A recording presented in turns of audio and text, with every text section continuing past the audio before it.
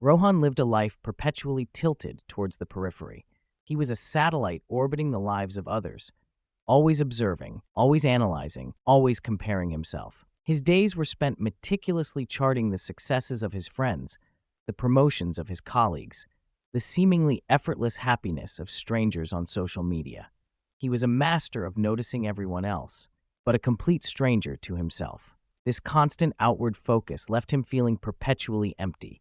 He'd spend hours scrolling through Instagram, a gnawing dissatisfaction growing with each perfectly curated photo. He'd attend parties, observing the easy camaraderie of others, feeling a chasm of loneliness widening within him.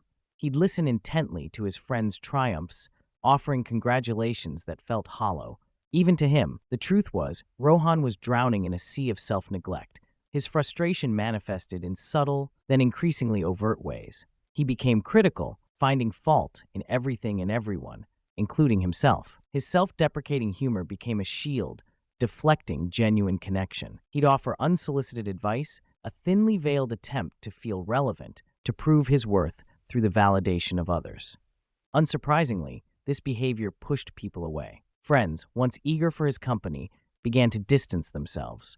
His colleagues, initially sympathetic to his quiet demeanor, started to avoid him. The chasm of loneliness he felt only deepened. One particularly bleak evening, after another fruitless night spent comparing himself to others online, Rohan hit rock bottom. He stared at his reflection, a stranger staring back from the depths of his exhaustion.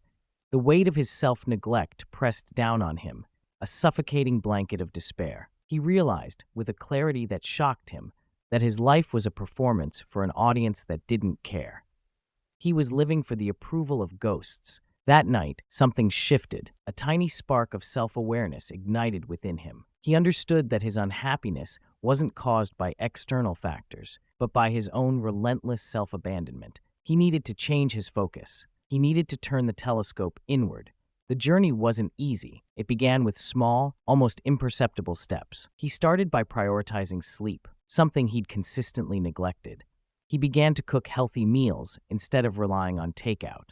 He rediscovered an old passion for painting, spending evenings lost in the vibrant colors and textures, a welcome escape from the relentless self-criticism. He started journaling, pouring his thoughts and feelings onto paper, a process that helped him untangle the knots of self-doubt. Setting boundaries proved to be the most challenging aspect. He learned to say no to requests that drained his energy or compromised his well-being. He stopped offering unsolicited advice, realizing that his need to feel relevant stemmed from a lack of self-worth. He began to listen more attentively to others, truly listening, without the underlying agenda of comparing himself or seeking validation.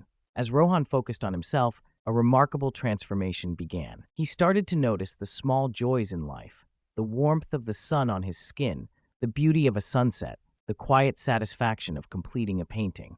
He discovered a sense of purpose he hadn't known existed. His self-esteem, once fragile, began to grow stronger. He became more confident, more assertive, and more compassionate.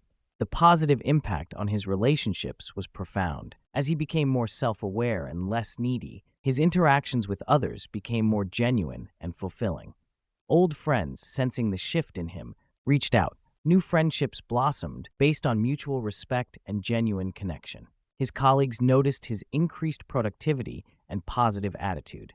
He wasn't seeking their approval anymore. He was simply being himself. Rohan's journey wasn't a linear progression. There were setbacks, moments of doubt, and temptations to revert to his old habits. But each time, he reminded himself of the profound emptiness he'd experienced when his focus was solely on others. He learned to embrace self-compassion, recognizing that self-improvement is a continuous process, not a destination. The power of focusing on himself wasn't about becoming self-absorbed or ignoring the needs of others. It was about building a strong foundation of self-love and self-respect, which allowed him to give more authentically to the world. He learned that true connection comes not from seeking validation, but from offering genuine presence and compassion. He learned that the most important relationship he could cultivate was the one he had with himself. And in doing so, he discovered a life filled with purpose, joy, and genuine connection, a life he had been blind to until he finally turned his gaze inward.